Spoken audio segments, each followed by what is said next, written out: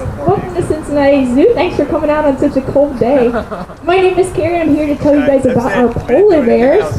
You can tell there are two polar bears here at the Cincinnati Zoo and they're both walking around right now, so that's pretty cool. This one right here out in front is our male. He's our big boy. His name is Little One, but he's actually the bigger one of the two. He was named Little One because he was born with a brother, and he was the smallest one of the two, but now he's our big one here at the zoo. He is 25 years old and actually weighs around 750 pounds right now. In the summer, he can get up to 950 pounds. Now, we do have a female as well. Her name is Barrett. She is actually 16 years old. She turned 16 at the end of the year, last year on December 28th. She's a little bit smaller than Little One, about 100 pounds less than him right now.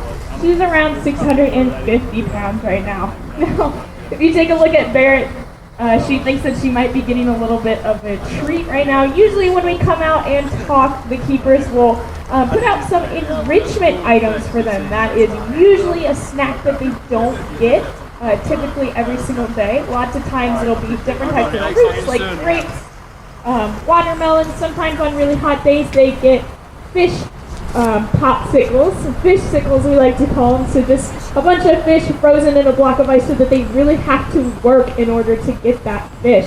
So she thinks she's going to get that. They probably already got it today though. Usually they get it probably around the afternoon, about noon or so, but she's still going to check that out because she is really smart and she knows usually that these two are connected. So if you notice, they have a really, really large exhibit filled with water. These guys are excellent swimmers. They have been spotted up to 65 miles off of the nearest coast of ice. So that is a really long way to swim without taking a break. That's like if you go all the way from here to Kings Island, take a couple laps around the park, and then swim all the way back. I don't know about you guys, but I don't think I could swim up this hill if I had to save my life. So these guys are excellent swimmers. But as you can tell, they have those massive paws. They're like the size of dinner plates.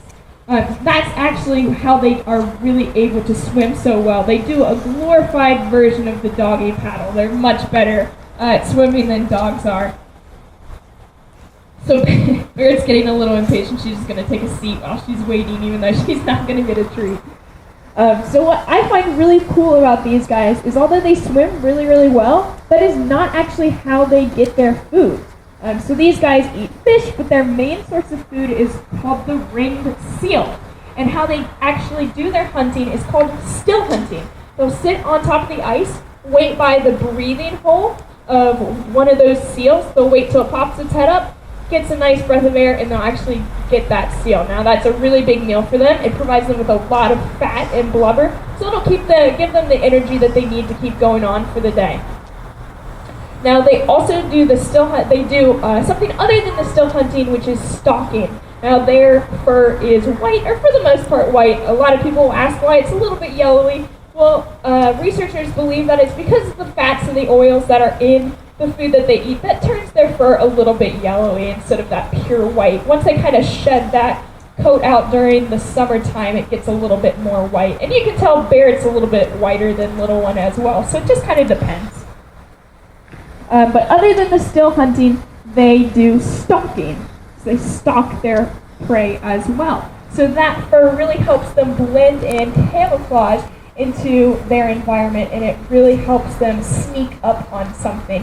So these guys are really intelligent, and researchers have actually found now with the still hunting that some of the polar bears will actually cover their nose up with the paw. So they believe they are intelligent enough to realize that their nose does not camouflage against the white. So they actually use their paw to cover it up so that the seal doesn't see them sitting there. Now Barrett's gonna, oh look, there is some food, awesome. Hey, so Barrett really was waiting for food, so let's see. They're just getting some, it looks like maybe some nuts today. Just some chow, all right, some dry chow, but they really, really enjoy that. So they're gonna go over there and snack a little bit. This is, like I said, some enrichment. There's probably some fun items that they don't get every single day. And then if you take a look just behind Little One, he's got that kind of like cylindrical toy there. A lot of times we have that for animals. We can actually put food inside of it, and it actually helps them. They have to utilize their intelligence to help kind of knock that food out. So, let's talk about these guys having babies. Now, this is a mating pair. We haven't had luck with them right just now having babies. We've been trying, and we're really hoping, we have our fingers crossed that they will. But these guys actually make kind of the ultimate sacrifice out when they have young. The mothers, now, let's talk about the extreme size of them. She's 650 pounds. Now, these are the ratio of young to the mother is the largest of all the animals. So if Barrett were to have a cub, that cub would be 1.3 pounds. That's like a human female, about 150 pounds, having a baby the size of a really small apple. So that's really intense. Now, of course, those babies can't go out in that cold climate right away. So those mothers will actually they'll go down into a den, and they can stay up to 8 months in that den without emerging to get food or water for themselves. They're just nursing their cub the whole time. So that's really, really crazy. And then, of course, the cub is going to grow and eventually be able to go out on its own, and then the mom will be able to go out as well. So they do have a couple of really cool adaptations because they live in the really cold weather. They live up in the Arctic. Now, that main one is their coat of fur. They have a nice, thick undercoat that really helps trap their body heat down by their body and keep them warm. They also have a top coat. That top coat is 1 to 2 inches long, and it's actually hollow, and it is transparent.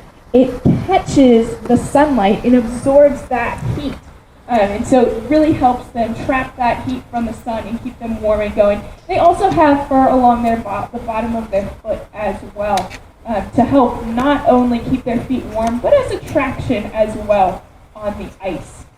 So I want to thank you guys for coming out here and listening to my chat. Do you guys have any questions for me? No?